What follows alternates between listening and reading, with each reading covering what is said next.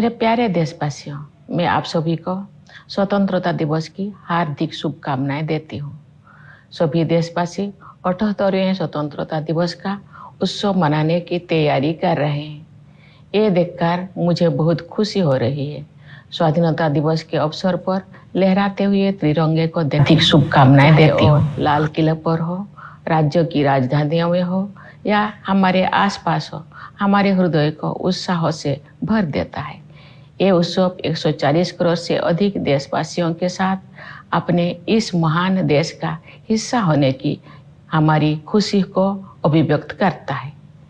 जिस तरह हम अपने परिवार के साथ विभिन्न त्योहार मनाते हैं, उसी तरह हम अपने स्वतंत्रता दिवस और गणतंत्र दिवस को भी अपने उस परिवार के साथ मनाते हैं जिसके सदस्य हमारे सभी देशवासी हैं। 15 अगस्त के दिन देश विदेश में सभी भारतीय ध्वजारोहण समारोह में भाग लेते हैं, देशभक्ति के गीत गाते हैं और मिठाइयाँ बांटते हैं। बच्चे सांस्कृतिक कार्यक्रम में भाग लेते हैं। जब हम बच्चों को अपने महान राष्ट्र तथा भारतीय होने के गौरव के बारे में बातें करते हुए सुनते हैं, तो उनके उद्गारों में हमें महान स्वतंत्रता सेनानियों की भावनाओं की प्रतिध्वनि सुनाई देती है।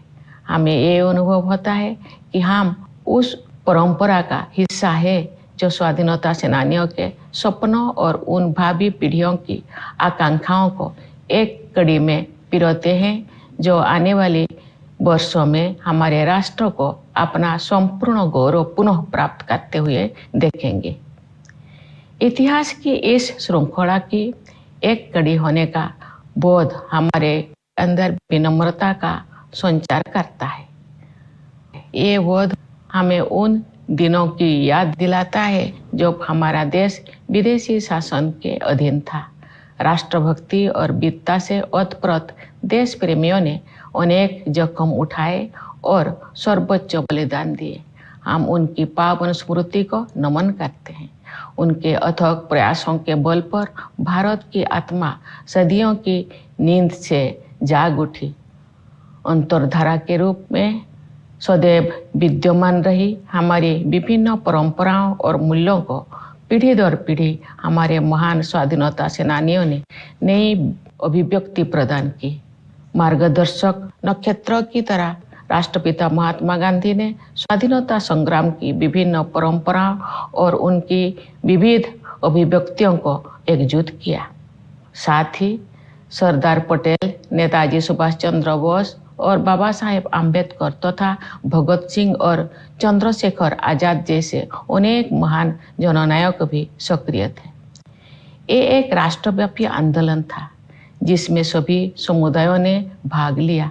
आदिवासियों में तिलका मांझी, बिरसा मुंडा, लक्ष्मण नायक और फूलो जानो जैसे कई अन्य लोग थे जिनके बलिदान की अब सराहना हो रही है।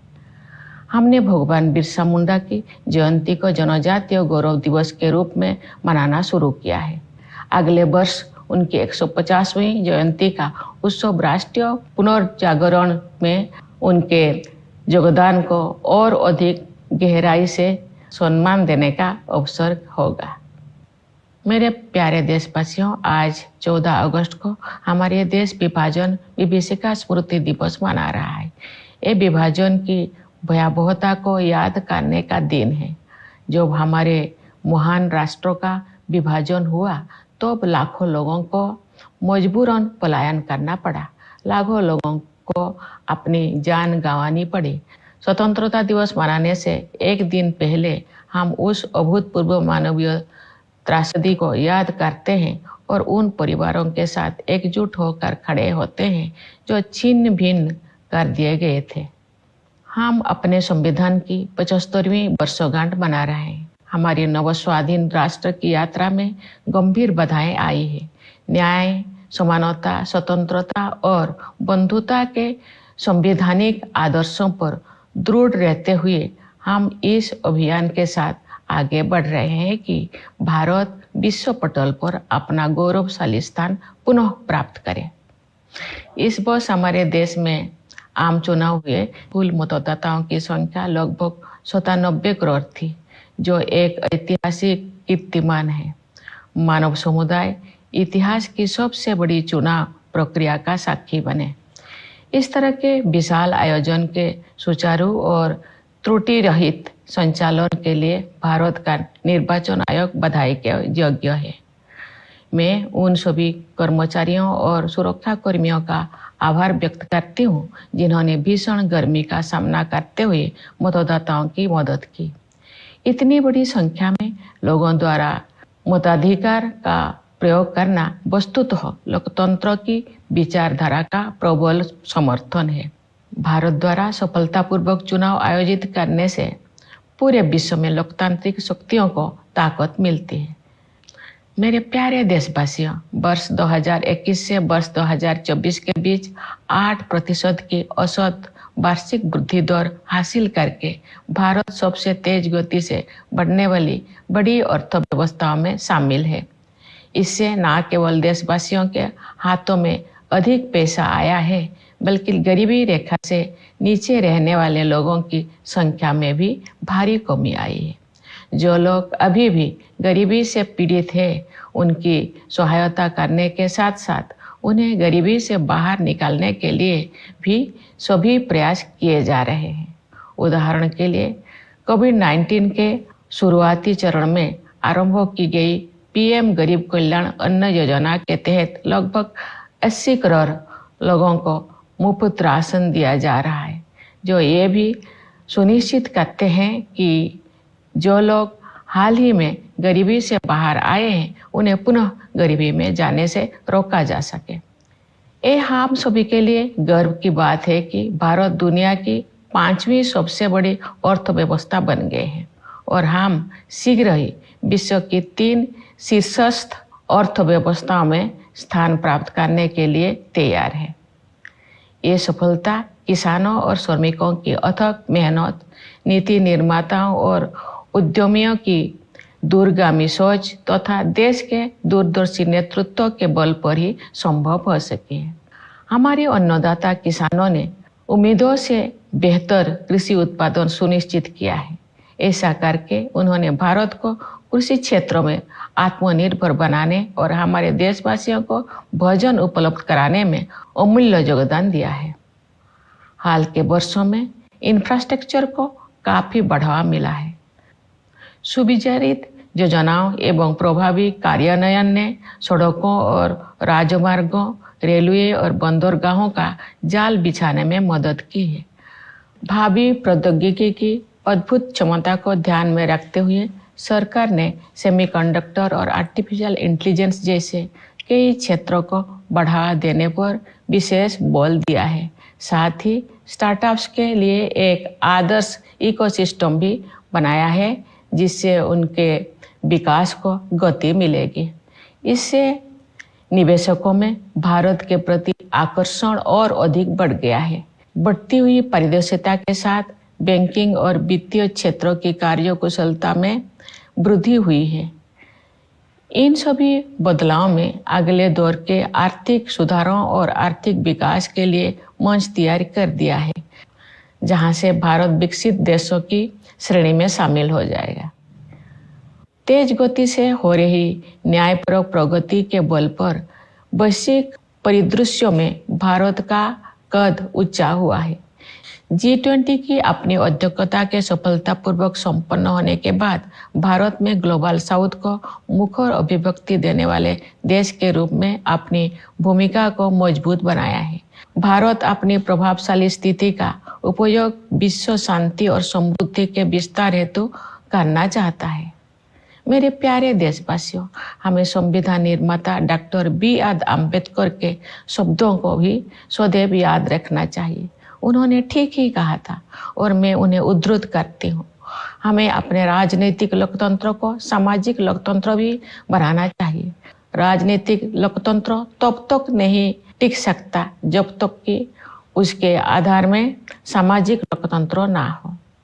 राजनीतिक लोकतंत्र की निरंतर प्रगति से सामाजिक लोकतंत्र को मजबूत करने की दिशा में की गई प्रगति की पुष्टि होती है। समावेशी भावना हमारे सामाजिक जीवन के हर पहलू में दिखाई देती है। अपनी विविधताओं और बहुलताओं के साथ हम एक राष्ट्र के रूप में एकजुट होकर एक साथ आगे बढ़ रहे हैं। समावेश के साधन के रूप में अफर्मेटिव एक्शन को मजबूत किया जाना चाहिए। मैं दृढ़ता के साथ ये मानती हूँ कि भारत जैसे विशाल देश में कथित सामाजिक स्तरों के आधार पर कलहों को बढ़ावा देने वाले प्रवृत्तियों को खारिज करना होगा। सामाजिक न्याय सरकार की सर्वोच्च प्राथमिकता है। सरकार ने अनुसूचित जातियों, अनुसूचित जनजातियों और समाज के अन्य हाशियों के वर्गों के कल्याण के लिए अनेक अभूतपूर्व कदम उठाए हैं। उदाहरण के लिए प्रधानमंत्री सामाजिक उत्थान एवं रोजगार आधारित जनकल्याण यानी पीएम सूरज का उद्देश्य हाशिए पर के लोगों को सीधे वित्तीय सहायता प्रदान करना है। प्रधानमंत्री जनजातीय आदिवासी न्याय महाअभियान यानी पीएम जनमन ने एक जन अभियान का रूप ले लिया है। इसके तहत विशेष रूप से कमजोर जनजातीय समूह यानी पीवीटीजी की सामाजिक आर्थिक स्थितियों में सुधार के लिए निर्णायक कदम उठाया जा रहा है। National action for mechanised sanitation ecosystem यानी नमस्ते योजना के तहत यही सुनिश्चित किया जाएगा कि किसी भी सफाई कर्मचारी को सीवर और सेप्टिक टैंक की सफाई के जख्म भरे काम को हाथों से नहीं करना पड़ेगा। न्याय शब्दों के सबसे व्यापक अर्थ में अनेक सामाजिक आयाम सम्मानित हैं। उनमें से 2 आयामों पर मैं विशेष रूप से जोर देना चाहूँगी। वे आयाम है स्त्री पुरुष के बीच न्यायपूर्ण समानता तथा क्लाइमेट जस्टिस। हमारे समाज में महिलाओं को केवल समानता का ही नहीं बल्कि समानता से भी ऊपर का दर्जा दिया जाता है। हालांकि उन्हें परंपरागत पूर्वाग्रह का कष्ट भी झेलना पड़ा है, लेकिन मुझे ये जानकर खुशी होती है कि सरकार ने महिला कल्याण और महिला सशक्तिकरण को समान महत्व दिया है। पिछले दशक में इस उद्देश्य के लिए बजट प्रावधान में 3 गुना से अधिक की वृद्धि हुई है। श्रमबल में उनकी भागीदारी बढ़ी है। इस संदर्भ में जन्म के समय बेटियों के अनुपात में हुई उल्लेखनीय सुधार को सबसे उत्साहजनक विकास कहा जा सकता है। महिलाओं को केंद्र में रखते हुए सरकार द्वारा अनेक विशेष योजनाएं भी लागू की गई है। नारी शक्ति बंधन अधिनियम का उद्देश्य महिलाओं का वास्तविक सशक्तिकरण सुनिश्चित करना है। जलवायु परिवर्तन एक यथार्थ का रूप ले चुका है। विकासशील देशों के लिए अपने आर्थिक प्रतिमानों को बदलना और भी अधिक चुनौतीपूर्ण है। फिर भी हमने उस दिशा में आशा से अधिक प्रगति की है। ग्लोबल वार्मिंग के सबसे गंभीर कुप्रभावों से पृथ्वी को बचाने के लिए मानव समुदाय द्वारा किए जा रहे संघर्षों में अग्रणी भूमिका निभाने पर भारत का गर्व है। मैं आप सभी से अनुरोध करती हूँ कि आप अपने जीवन शैली में छोटे छोटे किंतु प्रभावी बदलाव करें तथा जलवायु परिवर्तन की चुनौती का सामना करने में अपना महत्वपूर्ण योगदान दें। न्याय के संदर्भ में मैं ये भी उल्लेख करना चाहती हूँ कि इस वर्ष जुलाई में भारतीय न्याय संहिता को लागू करने में हमने औपनिवेशिक युग के एक और अवशेष को हटा दिया है। नई संहिता का उद्देश्य केवल दंड देने की बजाय अपराध पीड़ितों के लिए न्याय सुनिश्चित करना है। मैं इस बदलाव को स्वाधीनता सेनानियों के प्रति श्रद्धांजलि के रूप में देखती हूँ। मेरे प्यारे देशवासियों, आज के युवा हमारी स्वतंत्रता की शताब्दी तक के अमृत काल को यानी आज से लगभग 1/4 सदी के कालखंड को स्वरूप प्रदान करेंगे। उनकी ऊर्जा और उत्साह के बल पर ही हमारा देश नई ऊंचाई तक पहुंचेगा। युवाओं के मनोमस्तिष्क को विकसित करना तथा परंपरा एवं समकालीन ज्ञान के सर्वश्रेष्ठ आयामों को ग्रहण करने वाले नई मानसिकता का निर्माण करना हमारी प्राथमिकता है। इस संदर्भ में वर्ष 2020 से लागू की गई राष्ट्रीय शिक्षा नीति के परिणाम सामने आ रहे हैं। युवा प्रतिभा का समुचित उपयोग करने के लिए सरकार ने कौशल रोजगार तथा अन्य अवसरों को सुलभ बनाने के लिए पहल की है। रोजगार और कौशल के लिए प्रधानमंत्री की 5 योजनाओं के माध्यम से 5 वर्षों में 4 करोड़ 10 लाख युवाओं को लाभ मिलेगा। सरकार की एक नई पहल से 5 वर्षों में 1 करोड़ युवा अग्रणी कंपनियों में इंटर्नशिप करेंगे। ये सभी कदम विकसित भारत के निर्माण में आधारभूत योगदान देंगे। भारत में हम विज्ञान और प्रौद्योगिकी को ज्ञान की खोज के साथ साथ मानवीयता पूर्ण प्रगति के साधन के रूप में देखते हैं। उदाहरण के लिए डिजिटल एप्लीकेशन के क्षेत्र में हमारी उपलब्धियों का उपयोग अन्य देशों में टेम्पलेट के रूप में किया जा रहा है। हाल के वर्षों में भारत ने अंतरिक्ष अनुसंधान के क्षेत्र में अभूतपूर्व प्रगति की है। आप सभी के साथ में भी अगले साल होने वाले गगनयान मिशन के शुभारंभ की उत्सुकता से प्रतीक्षा कर रही हूँ। इस मिशन के तहत भारत के पहले मानव अंतरिक्ष यान में भारतीय अंतरिक्ष टीम को अंतरिक्ष में ले जाया जाएगा। खेल के जगत भी एक ऐसा क्षेत्र है जिसमें हमारे देश ने पिछले दशक में बहुत प्रगति की है। सरकार ने खेल के बुनियादी ढांचे के विकास को समुचित प्राथमिकता दी है और इसके परिणाम सामने आ रहे हैं। हाल ही में संपन्न पेरिस ओलंपिक खेलों में भारतीय दल ने अपना उत्कृष्ट प्रयास किया। मैं खिलाड़ियों की निष्ठा और परिश्रम की सराहना करती हूँ। उन्होंने युवाओं में प्रेरणा का संचार किया है। क्रिकेट में भारत ने T20 विश्व कप जीता, जिससे बड़ी संख्या में क्रिकेट प्रेमी आनंदित हुए। शतरंज में विलक्षण प्रतिभा वाले युवा खिलाड़ियों ने देश को गौरवान्वित किया है। इसे शतरंज में भारतीय युग का आरंभ माना जा रहा है। बैडमिंटन, टेनिस और अन्य खेलों में हमारे युवा खिलाड़ी विश्व मंच पर अपनी पहचान बना रहे हैं। उनकी उपलब्धियों ने अगले पीढ़ी को भी प्रेरित किया है। मेरे प्यारे देशवासियों, पूरा देश स्वतंत्रता दिवस मनाने के लिए तत्पर है। इस उल्लासपूर्ण अवसर पर मैं आप सबको एक बार फिर बधाई देती हूँ। मैं सेनाओं के उन बहादुर जवानों को विशेष बधाई देती हूँ जो अपनी जान का जोखिम उठाते हुए भी हमारे स्वतंत्रता की रक्षा करते हैं। मैं पुलिस और सुरक्षा बलों के कर्मियों को बधाई देती हूँ जो पूरे देश में सतर्कता बनाए रखते हैं। मैं न्यायपालिका और सिविल सेवाओं के सदस्यों के साथ साथ विदेशों में नियुक्त हमारे दूतावासों के कर्मियों को भी अपनी शुभकामनाएं देती हूँ। हमारे प्रवासी समुदाय को भी मेरी शुभकामनाएं। आप सब हमारे परिवार का हिस्सा है। आपने अपनी उपलब्धियों से हमें गौरवान्वित किया है। आप सब विदेशों में भारत की संस्कृति और विरासत का गर्व के साथ प्रतिनिधित्व करते हैं। एक बार फिर मेरी ओर से सभी को स्वाधीनता दिवस की हार्दिक शुभकामनाएं। धन्यवाद। जय हिंद, जय Bharat. My dear fellow citizens, I extend to you all my heartiest Independence Day greetings. I am delighted to see the nation prepared to celebrate the 78th Independence Day, witnessing the tricolor unfurled on this occasion, be it at the Red Fort, at state capital, or in local neighborhoods, always thrills our hearts.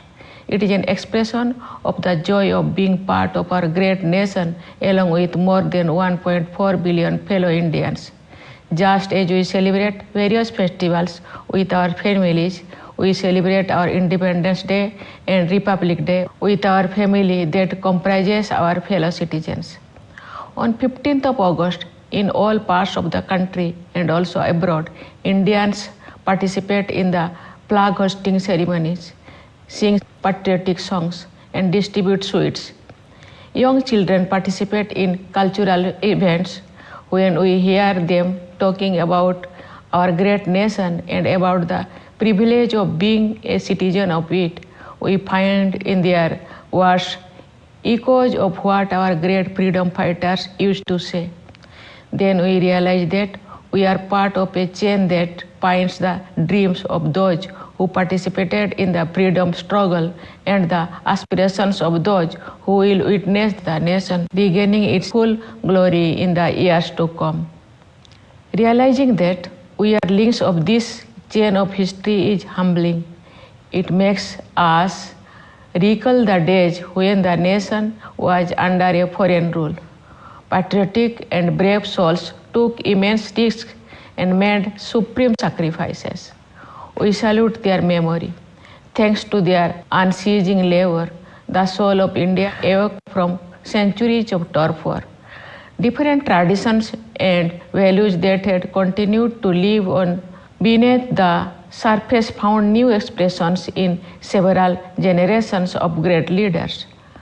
Unifying the diversity of traditions and their expressions was Mahatma Gandhi, father of the nation and our lodestar.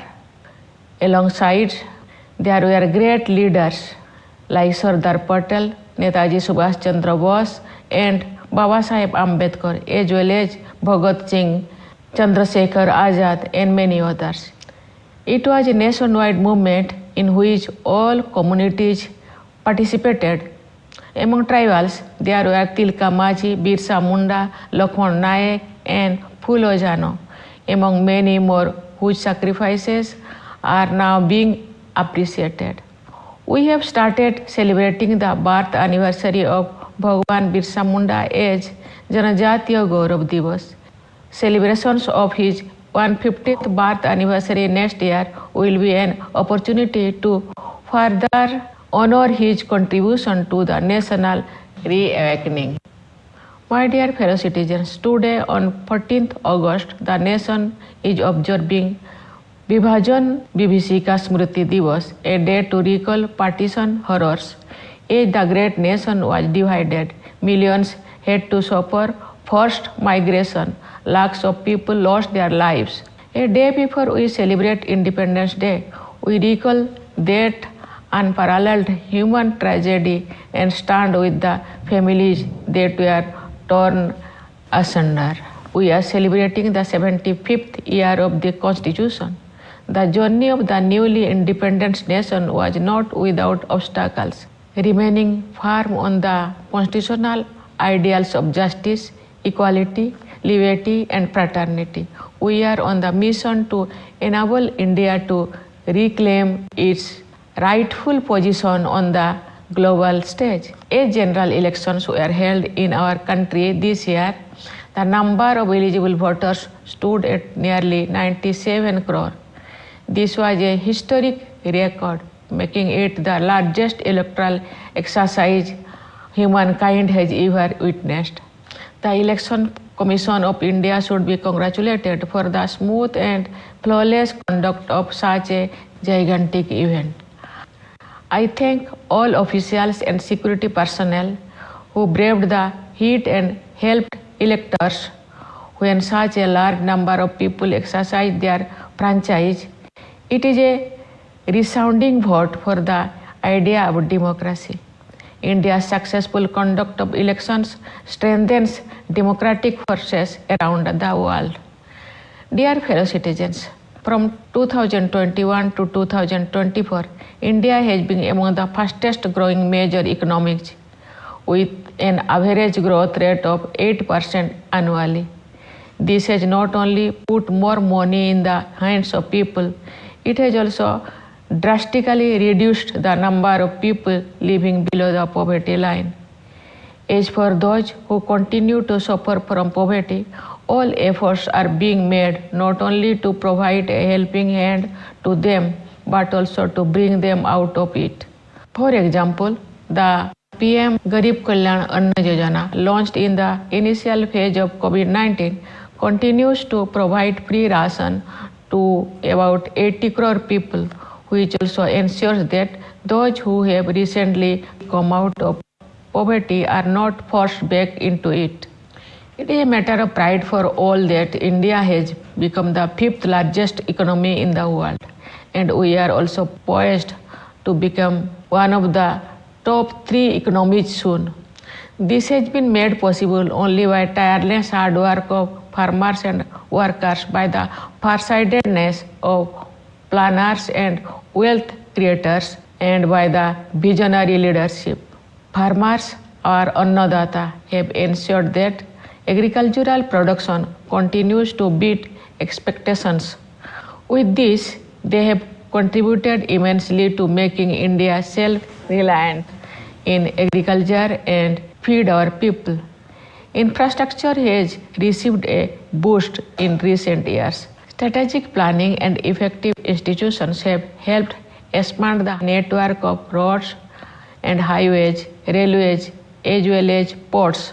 Considering the great potential of futuristic technology, the government has vigorously promoted a range of sectors such as semiconductors and artificial intelligence, while also creating an ideal ecosystem for startups which will propel their growth.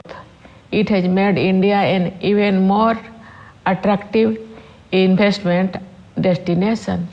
With greater transparency, the banking and financial sector has become much more efficient. All of these factors have set the stage for the next generation of economic reforms and economic growth that will catapult India among the developed nations. This rapid but equitable progress has given India a higher stature in global affairs. After the successful completion of its G20 presidency, India has consolidated its role as the voice of the global South. India intends to use its influential position to expand the scope of world peace and prosperity. My dear fellow citizens, we must remember the words of Dr. B.R. Ambedkar, the architect of our Constitution. He had rightly said, and I quote, "We must make our political democracy a social democracy as well. Political democracy cannot last unless there lies at the base of it social democracy." Unquote. The steady progress of political democracy testifies to the progress made towards the consolidation of social democracy. The spirit of inclusion pervades every aspect of our social life. We move together as a cohesive nation with our diversity and plurality. Affirmative action must be strengthened as an instrument of inclusion. I firmly believe that in a vast country like ours, tendencies that stoke discord based upon perceived social hierarchy have to be rejected. Social justice is a top priority of the government, and it has taken a number of unprecedented initiatives for the welfare of the scheduled caste, scheduled tribes, and other marginalized sections of society. प्रधानमंत्री सामाजिक उत्थान एवं रोजगार आधारित जनकल्याण, that is PM Suraj, for example, aims to provide direct financial assistance to the people from the marginalized communities. The Pradhan Mantri Janjati Adivasi Nyaya Maha-Abhiyan or PM Janman has taken the form of a mass campaign for critical intervention to improve socio-economic conditions of particularly vulnerable tribal groups, that is PVTGs. The National Action for Mechanized Sanitation Ecosystem, or the Namaste scheme, will ensure that no sanitation workers will have to manually engage in the hazardous task of sewer and septic tank cleaning. The term justice, taken in the broadest possible sense, includes a variety of social factors. I would like to stress two of them in particular, namely gender justice and climate justice. In our society, women are considered not only equal, but even more than equal. However, they have also suffered from traditional prejudices, but I am glad to note that the government has given equal importance to women's welfare and women's empowerment. The budget allocation for this purpose has more than tripled in the last decade.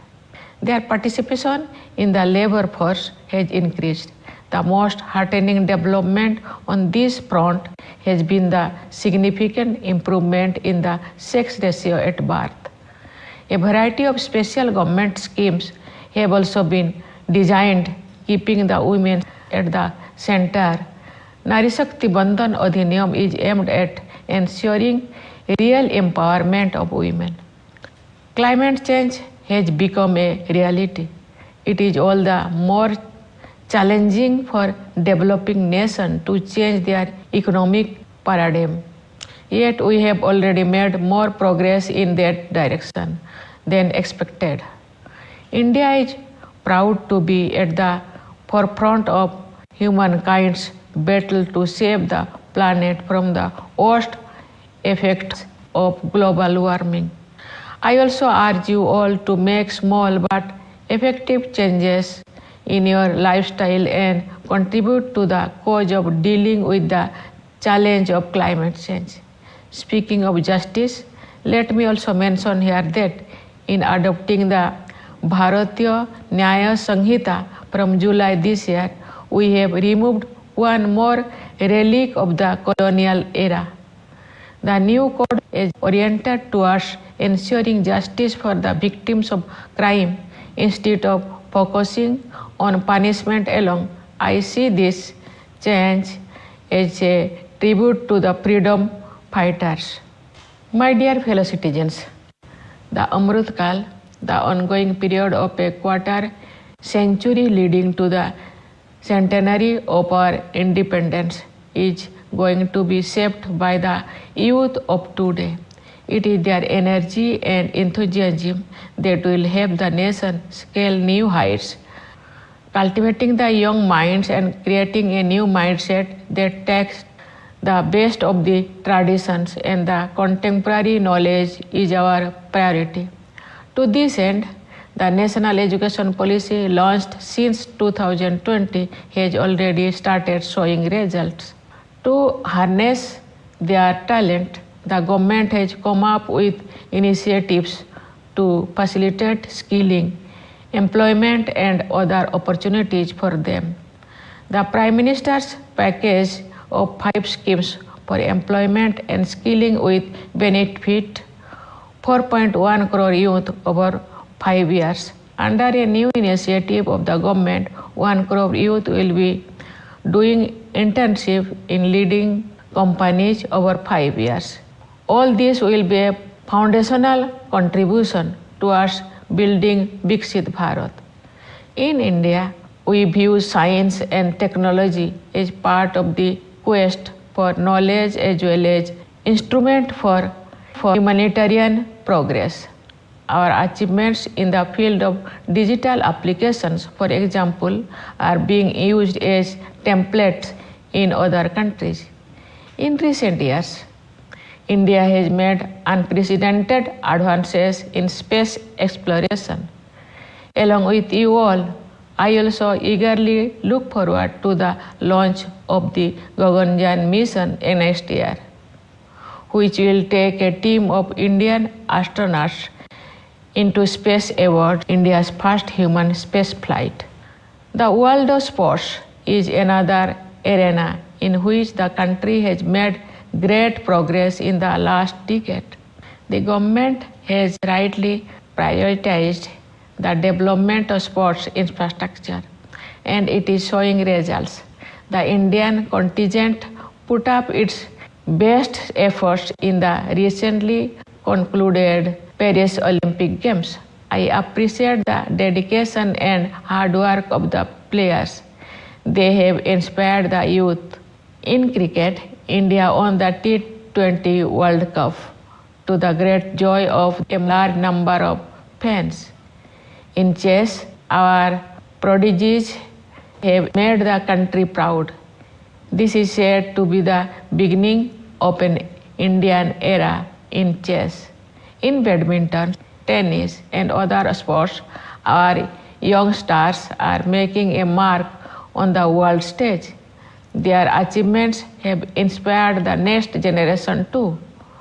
My dear fellow citizens, with the nation all set to celebrate Independence Day, let me once again extend my greetings to you, particularly our brave jawans of armed forces who guard our freedom, risking their lives.